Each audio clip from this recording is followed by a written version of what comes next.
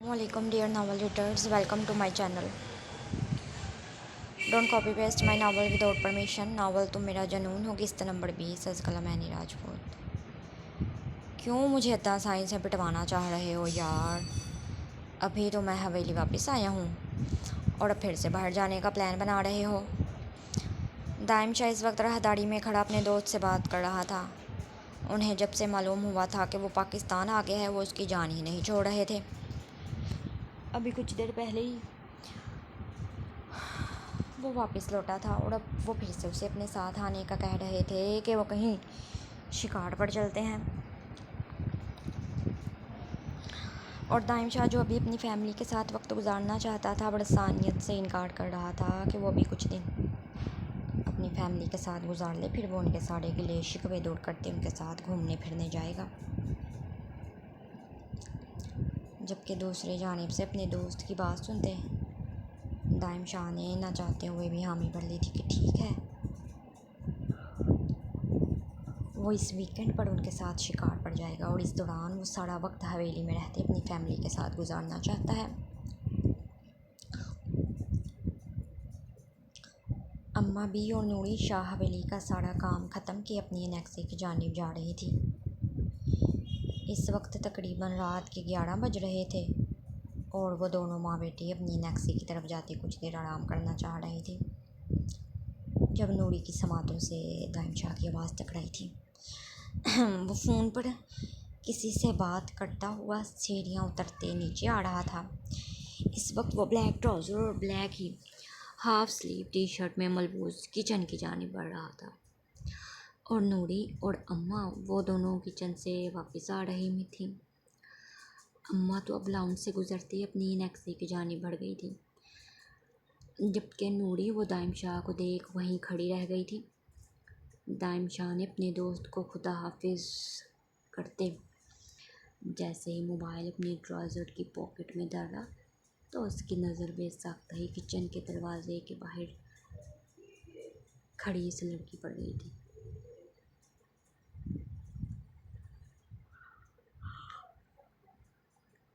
जो उसे देख कम और घूर ज़्यादा रही थी। दाइम शाह कदम कदम चलता उसके करीब आकर रुका तो नूरी ने यूं अचानक दाइम शाह की नज़दीकी पर हड़बड़ाकर अपनी नज़रों का जाविया बदलते अपनी नज़रें झुका ली जैसे उसकी कोई चोरी पकड़ी गई हो। कहाँ जा रही हो? इससे पहले कि नूरी तेज़ तेज़ कदम उठाती अपनी अम्मा के पीछे ही चलती, दाइम शाह की आवाज़ ने उसके कदमों को रोक लिया था कि वो जो दाइम शाह की नज़रों से कहीं गायब हो जाना चाहती थी। दाइम शाह को अपने सामने देख उसके दिल में दर्द से ठीसें उठ रही थी कि वो अपने शाहसाई से बेवफाई करने जा रही थी। तो दूसरी जानिब दाइम शाह इन सारे हालात से बेखबर नूरी को पुकार चुका था। जी जी शाहसाई। नूरी ने वो मुश्किल ही अपने खुश्क गले को तर्क करते ये दो अल्फाज कहे तो दाइम शाह उसके चेहरे के बदलते तासुरात को देख सर झटकते 2 कदम पीछे की जानिब हुआ था। मुझे एक गिलास पानी पिलाओ। वो जो खुद किचन में पानी पीने के लिए आ रहा था अब नूरी को देख वहीं किचन की दीवार के साथ टेक लगाए खड़ा हुआ उसे पानी देने का कहने लगा तो नूरी ने हाँ में सर हिलाया और फिर देखते ही देखते दाइम शाह की नज़रों से ओझल होते किचन में बंद हो गई थी। किचन में आते शेल्फ के करीब रुकते नूरी ने अपने तेज़ धड़कते दिल पर हाथ रखा था जो कि दाइम शाह की मौजूदगी में यूं तेज़ी से धड़क रहा था जैसे अभी पसलियाँ तोड़कर बाहर आ जाएगा। खैर कुछ ही पलों में अपने दिल की हालत को संभालते फ्रिज से पानी की कैन निकालते गिलास में पानी उड़ेलते उसे ट्रे में रखा और अब वो अपने कपकपाते हाथों से उस ट्रे को थामे छोटे छोटे कदम उठाई किचन से बाहर आई थी। शाहसाई वो पानी। नूरी की धीमी सी आवाज़ अपने करीब से सुनाई दी तो दाइम शाह ने ट्रे से वो पानी का गिलास थामा था और नूरी वो उसे पानी पीता देख वो एक बार फिर से उसे अपनी नज़रें नहीं हटा पाई थी। क्या हुआ? तुम मुझे ऐसे क्यों घूरती हो जैसे मैंने तुम्हारा कोई नुकसान कर दिया हो? दाइम शाह खुद को नूरी से ये सवाल करने से नहीं रोक पाया था। यह लड़की वाकई में उसे बहुत अजीब नज़रों से देखती थी और दाइम शाह उसने भी लाकर अपने दिल में चलती बात जुबान पर लाते नूरी से सवाल किया।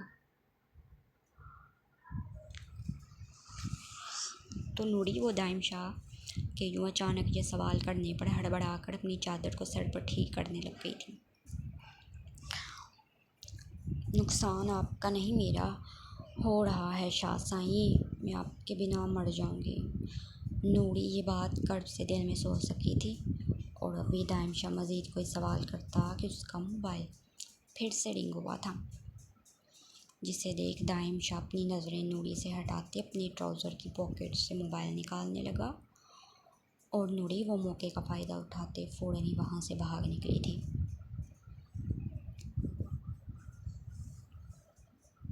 दाइम शाह ने जैसे ही मोबाइल फ़ोन निकालते कॉल यस करते नूरी पर नज़र डालना चाहिए तो वो वहाँ मौजूद ही नहीं थी, जिस पर वो सर झटकते एक बार फिर से अपने कमरे की जानिब चल दिया था।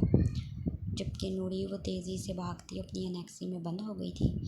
क्या हुआ, तो इतनी घबराई हुई क्यों लग रही है नूरी, जैसे कोई भूत देख लिया, और कहाँ रह गई थी तू?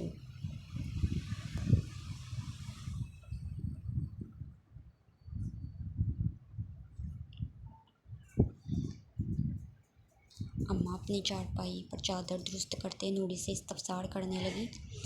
तो नूरी, जो कि अपनी अम्मा से नाराज़ थी, इस बात का जवाब ना देते वॉशरूम में बंद हो गई थी। वो जो ये सोच रही थी कि उसके यूँ नाराज़गी दिखाने पर अम्मा अपना फ़ैसला बदल लेगी, ये सरासर उसकी ख़याम ख्याली थी, क्योंकि ऐसा कुछ नहीं होने वाला था। पिस्ता कलर की लॉन्ग शर्ट के साथ ब्लैक ट्राउज़र पहने, चेहरे पर हल्का फुल्का सा मेकअप और खुले बाल, वो पिछले 1 घंटे से जावेयान खान की पसंद का तैयार हुए उसका इंतज़ार कर रही थी। हाँ, सुबह ही उसने जावेयान खान से कहा था कि वो 10 बजे तक वो ऑफिस से वापस आ जाए। वो इसका इंतज़ार कर रही होगी, वो एक साथ डिनर करने जाएंगे। लेकिन जावेयान ने उसकी बात को नज़रअंदाज कर दिया था और निशा, वो पिछले 1 घंटे से उसका इंतज़ार कर रही थी कि शायद वो अब आ जाए, लेकिन नहीं। अब मुसलसल जावेयान खान की बेरुखी बरतने पर निशा की आंखों में नमी जमा होने लगी थी, जिससे वो पीछे को धकेलती खुद में हिम्मत जमा करती अपना मोबाइल उठा गई थी ताकि जावेयान खान को कॉल मिला सके कि वो कहाँ रह गया था। वो वाकई में उसका इंतज़ार कर रही थी, वो जल्द अज जल्द वापस आ जाए। निशा ने जैसे ही जावेयान खान के नंबर पर कॉल मिलाई तो उसे मज़ीद मायूसी हुई थी, क्योंकि जावेयान खान का नंबर इस वक्त बंद जा रहा था। सारिम खान अभी कुछ देर पहले ऑफिस से आ चुका था, लेकिन जावेयान खान शायद नहीं, यकीनन निशा की वजह से नहीं आया था कि वो वाकई में उसके साथ डिनर पर नहीं जाना चाहता था। निशा का एक दिल तो कर रहा था कि वो अभी चेंज करके सोने के लिए लेट जाए, लेकिन नहीं, ऐसा कि वो जावेयान को मज़ीद खुद से बदगुमान नहीं करना चाहती थी कि उसने उसे मनाने के लिए एफ़र्ट नहीं की। इसलिए बेड पर रखे अपने दुपट्टे को उठाए कंधे पर रखे वो अगले पल जावेयान खान के कमरे की जानिब कदम बढ़ाने लगी थी। हाँ, वो जानती थी वो जब भी आएगा आना तो अपने कमरे ही में था, इसलिए आज वहीं जावेयान खान का इंतज़ार करने का सोचा था, ताकि वो जब भी आए वो उससे बात कर सके कि वो उसे यूँ तड़पा कर ऐसे अच्छा नहीं कर रहा। निशा जावेयान खान के कमरे में आए बड़े हक से उसके बेड पर बड़ा जुबान हो चुकी थी और बैकग्राउंड से टेक लगाए बैठे उसकी नज़रें मुसलसल दरवाजे की जानिब थी जहाँ से जावेयान खान ने दाखिल होना था।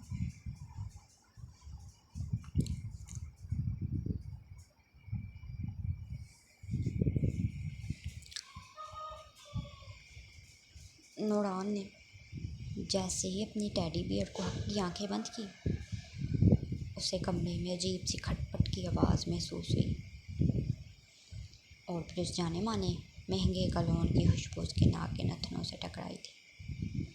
दिल इतनी तेज़ी से धड़का था जैसे अभी पसलियाँ तोड़ कर बाहर आ जाएगा, यानी कि कमरे में वो इस शख्स आ चुका था।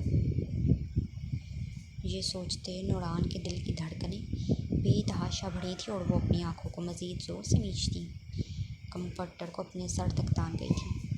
हाँ, वो कल तक इस शख्स को कहीं ना कहीं मिस कर रही थी और अब इसकी मौजूदगी को महसूस करते हुए जैसे उसके सामने आने से हिचकिचा रही थी। तो दूसरी जानिब ब्लैक हार्टमैन अपनी मखसूस नशिस्त पर बराजमान होते, कमरे में मौजूद डिम लाइट को भी बंद करते। अब नाइट बल्ब की रोशनी में नूरान को देखना चाह रहा था, लेकिन नहीं, वो उसे मज़ीद तरपाते अपने चेहरे पर कंफर्टेड कर गई थी। ये देखते ब्लैक हार्ट मैन ने बेबसी से सोफे की पुश्त पर अपना सर गिराया था। ये छोटी सी लड़की अपनी छोटी छोटी हरकतों से उसकी जान ले लेती थी। रूहे मन, मैं जानता हूँ तुम इस वक्त सोई नहीं, इसलिए अपने चेहरे का दीदार करवाओ, इस कंफर्टर को पीछे हटाओ।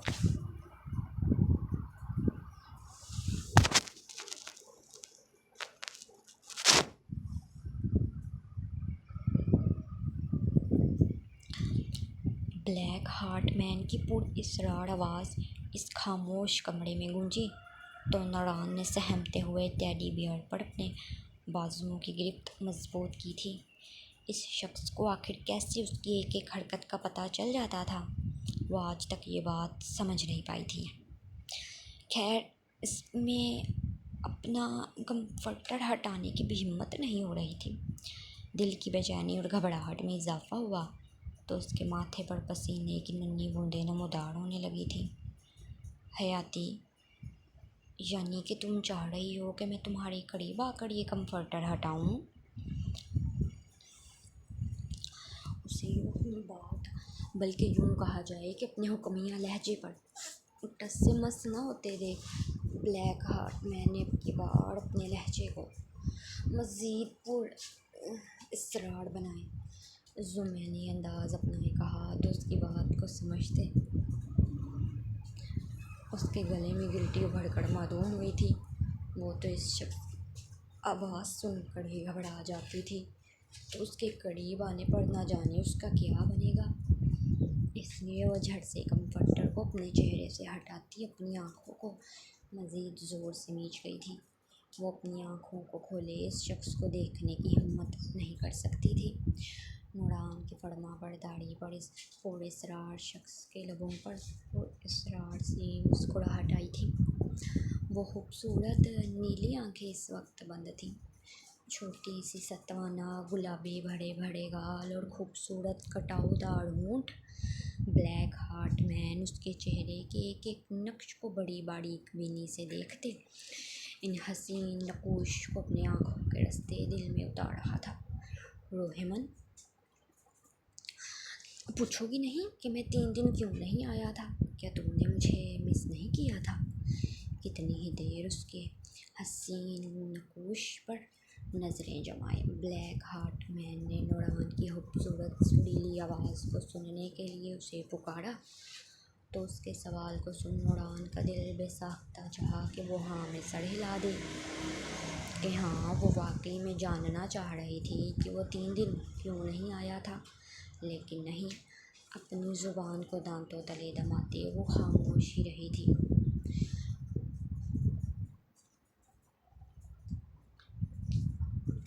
हयाती, मैं तुमसे कुछ पूछ रहा हूँ।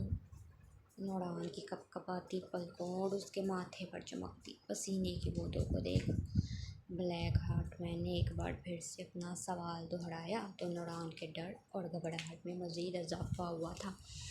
वो आप मेरे कमरे में कैसे आते हैं? हाँ, ये सवाल हमेशा ही उस पुरअसरार शख्स के कमरे में आने पर नूरान के दिल में आता था, और आज वो हिम्मत करते उसे ब्लैक हार्ट मैन से पूछ चुकी थी। अपने सवाल के जवाब में उल्टा नूरान शाह का सवाल सुनते ब्लैक हार्ट मैन के लबों पर फैली वो पुरअसरार से मुस्कुराहट सिमट गई थी। आंखों में फ़ौरन ही गुस्से की सुर्खी उतर आई थी। मेरी बात का जवाब दो रूहेमन, तुम मुझसे सवाल नहीं कर सकती बल्कि मेरे सवाल का जवाब देने की पाबंद हो। ब्लैक हार्ट मैन ने नूरान शाह के मासूमाना सवाल को सुन सर झटकते अपने लहजे को मज़ीद गंभीर और पुरअसरार बनाए नूरान से कहा तो नूरान ने जितनी हिम्मत की इस शख्स को मुखातिब किया था, इसकी अजीब व गरीब सी बात को सुन अपना निचला लब दांतों तल बाहर को निकालते रूहान से हुए मुँह बनाया था। और ब्लैक हार्ट मैन, जिसने एक पल के लिए अपनी नज़रें इसके हसीन चेहरे से नहीं हटाई थी, उसकी इसकी ऊट सी हरकत पर इस पर दिल जहाँ से पिता हुआ था। हयाती, क्यों मुझे बहकाना चाह रही हो कि मैं अभी के अभी सारे फासले मिटा दूँ? नूरान को यूँ अपना निचला लब बाहर को निकालते देख ब्लैक हार्ट मैन के दिल की दुनिया हिल गई थी। वो अपने दिल पर हाथ रख के जुमैनी अंदाज में नूरान से कहने लगा तो नूरान ने उसकी बात पर थूक निकला था और फिर बेसाख्ता ही खुद को कोसा था कि क्या ज़रूरत थी उसे इस शख्स से ये सवाल करने की कि वो उसके कमरे में कैसे दाखिल होता था।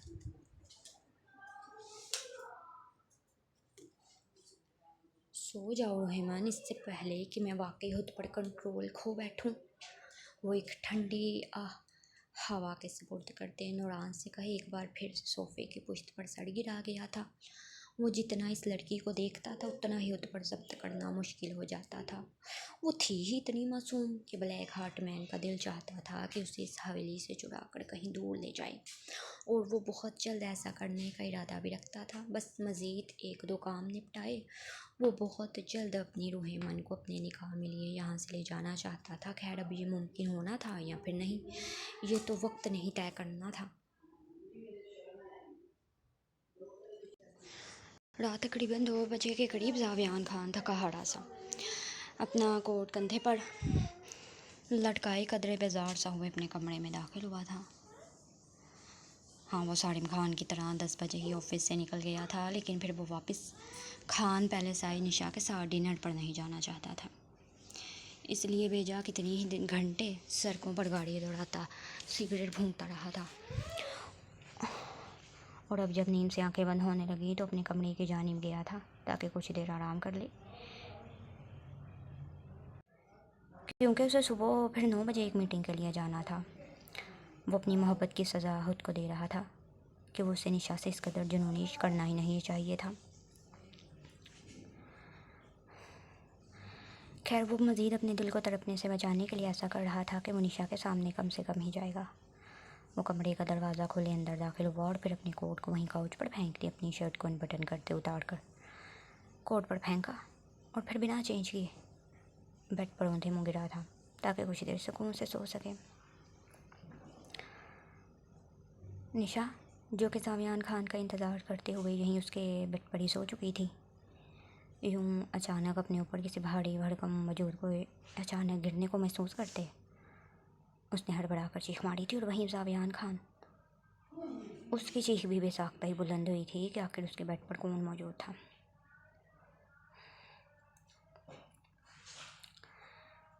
कि जब उसकी नज़र नाइट बल्ब की रोशनी में निशा के चेहरे पर गई तो वह हैरान दर हैरान हुआ था कि रात की इस वक्त निशा उसके कमरे में उसके बेड पर क्या कर रही थी। वो भी यूँ सच समझ कर जावियान उसकी काजल से लबरेज आंखों को देखते कितने ही पल उससे नज़रें नहीं हटाया पाया था।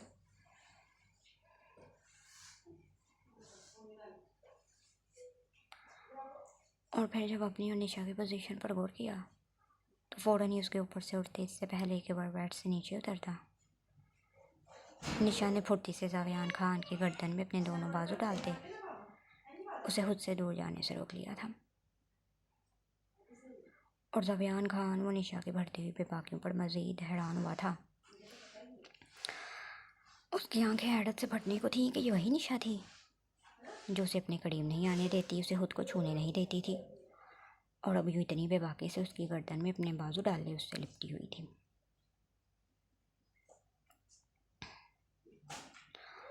तुम कहाँ रह गए थे जावी, मैं कब से तुम्हारा इंतज़ार कर रही थी। निशा जैसे अभी नींद के ज़रिए असर थी, लेकिन अपने सामने यूँ जावियान खान को देख उसके लबों पर एक नरम सी मुस्कुराहट आ गई थी, जैसे इस वक्त उसे अपने करीब देख बेहद खुश हो रही थी। और हकीकत भी यही थी, वो जावियान खान के चेहरे को देख वाकई में खुश हो गई थी। अपने हाथ पीछे हटाओ निशा, तुम इस वक्त मेरे कमरे में क्या कर रही हो। जावियान ने निशा के बाजुओं को अपनी गर्दन से निकालना चाहा तो निशा ने ज़ोरों शोर से नफ़ी में सर हिलाया था। ये सिर्फ तुम्हारा कमरा नहीं है जावी, मेरा भी कमरा है। मैं तुम्हारी बीवी हूँ और अब से तुम्हारी हर चीज़ मेरी है और मैं इस वक्त हमारे कमरे में तुम्हारा इंतज़ार कर रही हूँ। जावी, क्या तुम भूल गए हमें डिनर पर जाना था। ये सिर्फ तुम्हारा कमरा नहीं है जावी, मेरा भी कमरा है, मैं तुम्हारी बीवी हूँ और अब से तुम्हारी हर चीज़ मेरी चीज़ है। मैं इस वक्त हमारे कमरे में तुम्हारा इंतज़ार कर रही थी। क्या तुम भूल गए थे हमें डिनर पर जाना है? निशा ने जावियान की बेजारगी को मुकम्मल तौर पर इग्नोर करते एक बार फिर से उसकी गर्दन के गिर्द अपनी बाहों का हसार तंग करते ने रूठेपन से कहा था। लहजे में खफ की भी आवाज़ थी, जैसे उसे जावियान से ऐसी उम्मीद न थी कि वो उसकी बात को रद्द कर देगा। और जावियान खान वो बिना पलकें झपकाए निशा की इन हरकतों को देख रहा था। उसे समझ नहीं आ रही थी वो कैसे निशा को हैंडल करे, जो कि उससे दूर होना ही नहीं चाह रही थी।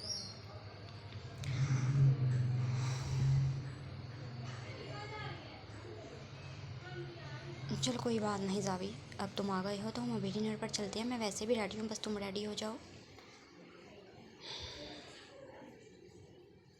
निशा ने उसके वजूद को यूँ शर्ट के बगैर देखी, शर्म से सुर्ख होते।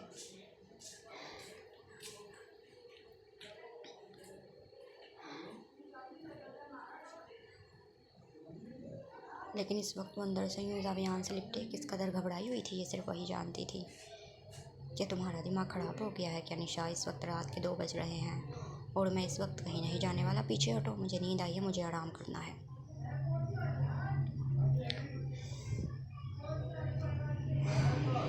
जावियान को अब की बार निशा की जहनी हालत पर शुबा हुआ था, जो रात के 2 बजे उसे डिनर पर जाने का कह रही थी, जबकि इस बात से बचने के लिए तो वो यूँ कितने घंटे सर को पर खवाड़ी करते आया था। लेकिन उसकी रूह को भी ये मालूम नहीं था कि निशा उससे नाराज़ होकर अपने कमरे में बंद होने की बजाय उसके कमरे में उसके बेड पर विराजमान हो जाएगी, फिर उसके आते ही उससे बेबाकी से लिपट जाएगी। क्या क्या सच में 2 बज रहे हैं जावी? निशा, जो कि यही समझ रही थी कि अभी उसकी आंख लगेगी, 10 से 15 मिनट ही गुजर गए होंगे, लेकिन उसे नहीं मालूम था वो पिछले 3 से 4 घंटे से जो जावियान के कमरे में सो रही थी। इसलिए हड़बड़ाकर जावियान खान की बात की दोहराई तो जावियान ने हाँ में सर हिलाया था कि हाँ वो बिल्कुल ठीक कह रहा है। इस वक्त रात के 2 बज रहे हैं और वो रात के इस वक्त उसके कमरे में उसके बेड पर किस हालत में मौजूद थी। यकीनन अगर कोई देख लेता तो उनके बारे में क्या सोचता।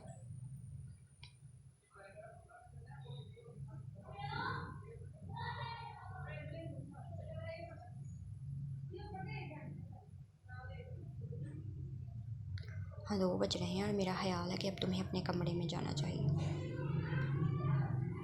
ना तो निशा उसे खुद से दूर होने दे रही थी और ना ही जावियान खान ऐसा चाह रहा था। वो भी अपना एक बाजू तकिए पर टिकाए निशा के ऊपर झुका था और निशा उसके दोनों बाजू जावियान।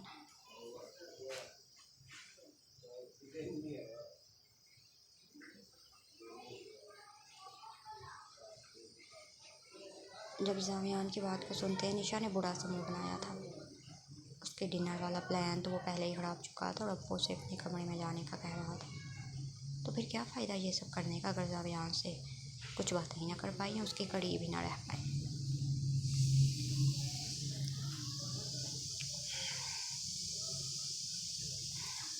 इसलिए निशा ने अगले ही पल जावियान के कंधे पर हाथ रखते उसे तकिए पर गिराया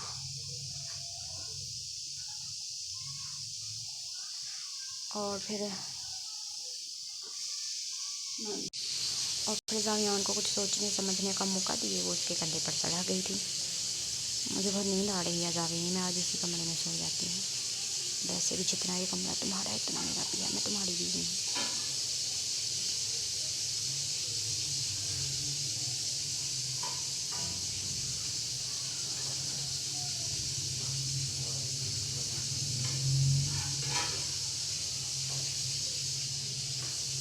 निशा ने अपनी बेबाक हरकतों और अपनी नज़दीकी से उसे जैसे बेबस कर दिया था। वो कुछ कहना चाह रहा था लेकिन अल्फाज ऐसे ज़ुबान से निकलने से इनकारी थे।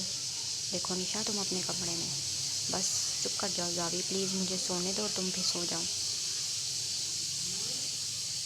इससे पहले कि जावियान खान एक बार फिर से निशा को मुखातिब करते हुए यहाँ से जाने को कहता, निशा ने उसकी बात को समझते दरमियान में टोक दिया था कि वो मज़ीद उसकी बात नहीं सुनना चाहती।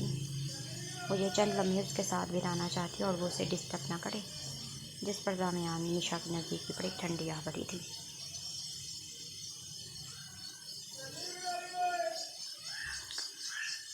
दिल पर पत्थर रखे वो निशा से कहना तो चाह रहा था कि वो अपने कमरे में चली जाए, वो उसकी नज़दीकी पर बहक सकता है, लेकिन नहीं, निशा उसे कुछ बोलने का मौका ही नहीं दे रही थी। वो किसी बच्चे की तरह उससे लिपटती, अपनी आंखें मूंदे कुछ ही देर में सो चुकी थी और उसकी गहरी होती सांसों को महसूस करते दरमियान में सर झटका था। वो वाकई में उसके कंधे पर सर रखे उसकी बेस के गिर्द हथाड़ बनाए सो चुकी थी। तो दरमियान वो कितनी ही देर अपने दिल की तेज़ होती धड़कनों संग को संभाले आखिरकार अपनी आंखें मूंद गया था। अगर निशा उसे मनाने के लिए इतनी एफर्ट कर रही थी तो वो उसे खुद से दूर झटकते उसके जज्बात को ठेस नहीं पहुंचाना चाहता था। हाँ, निशा उसके जज्बात को कई बार ऐसे ठेस पहुंचा चुकी थी, मगर वो अपने दिल के हाथों मजबूर हुए चाहकर भी ऐसा नहीं कर पाया था। और यूं ही निशा के हथाड़ में अपनी आंखें मूंदे वो भी कुछ ही देर के बाद नींद की वादियों में गुम हो गया था।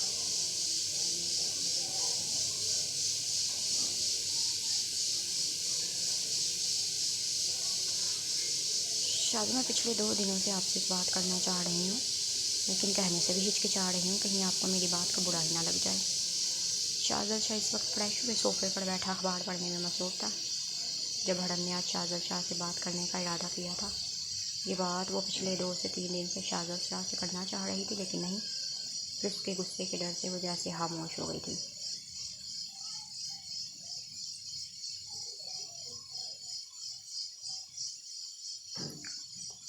आज शाहज़ल शाह को यूँ पुरसकून अंदाज में बैठा देखा तो हरम ने उससे बात करने का फैसला किया था। अपने करीब से हरम की बात को सुनते शाहज़ल ने अखबार से अपनी नज़रें हटाते उसकी जानिब देखा और फिर अपना हाथ बढ़ाए उसे अपने करीब आकर बैठने को कहा। तो हरम मुस्कुराते उसकी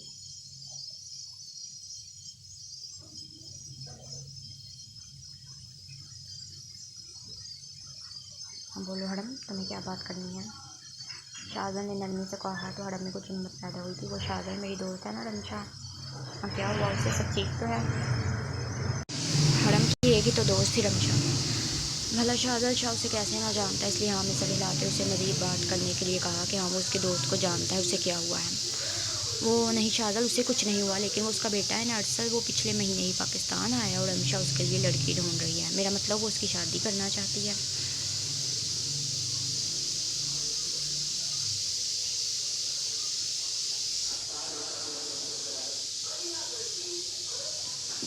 और उसने मुझसे नूरान का रिश्ता मांगा है। तो उसे नूरान बचपन से ही बहुत पसंद थी और वो उसे अपने बेटे की दुल्हन बनाना चाहती है। उसने तो ये भी कहा है कि वो बाकायदा आकर रिश्ता मांगना चाहती है, लेकिन मैंने ही मना कर दिया कि नहीं, पहले मैं आपसे बात कर लूँ, फिर ही उसे बताऊँगी। अब आप बताएं, अब किस बारे में क्या राय है शाहज़ल?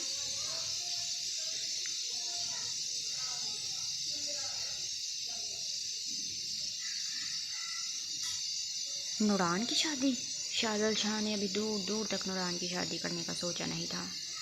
वो भी 18 साल की भी नहीं हुई थी, और थी भी तो इतनी मासूम और नाजुक। शाहज़ल शाह उसे अपने हसार से कहीं दूर भेजना ही नहीं चाहता था। ये बात हकीकत थी।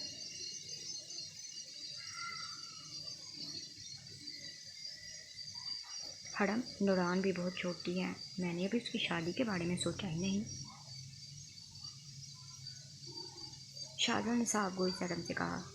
तो वो शाहज़ल की बात को सुनते सर झटक गई थी। हाँ यही बात है, मैंने रमशा से भी कही थी शाहज़ल, लेकिन उसका कहना है कि अभी सिर्फ रिश्ता तय हुआ और शादी वो अरसल के 2 साल बाद अमेरिका से आने के बाद करेगी। वो उसकी मंगनी किए बिजनेस के सिलसिले में उसे फिर से अमेरिका भेजना चाह रही थी।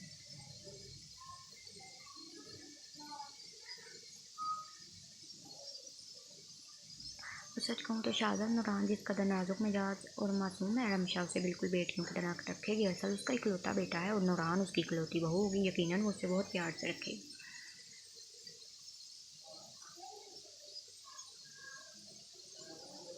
और फिर वो यहीं हमारे पास भी तो रहेगी।